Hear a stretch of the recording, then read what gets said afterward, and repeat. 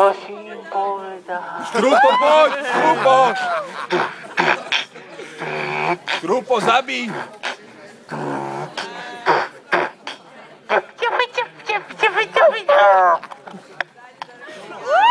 Ej, daj mi beatbox.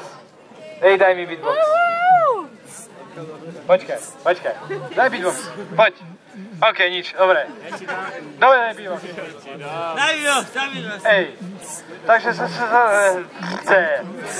sme sa tu zase nejako zišli, ako také skurvené špinavé krysy. A tak ideme ďalej, pretože chlapci, ktorí radi si nalévajú, tak majú dobrú náladu a preto hrajú. A dneska hral tu Pejči a Hafner, Škrupo s nimi zadel.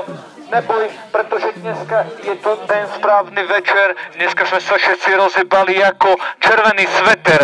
Hovoril to Patrik už veľmi dávno, bolo to na zvukoch ulice a veľmi prázdno. Cítil som sa vtedy, keď necítil som tieto byty, ako Škrupa dáva tedy. Ej, dneska je na tvoju vôňu záhadnú neviem zabudnúť. Bola si krásne zasnená. Si ty vychladnú a ty spustíš psa aj dnu.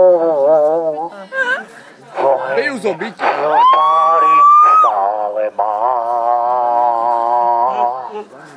Utekaj.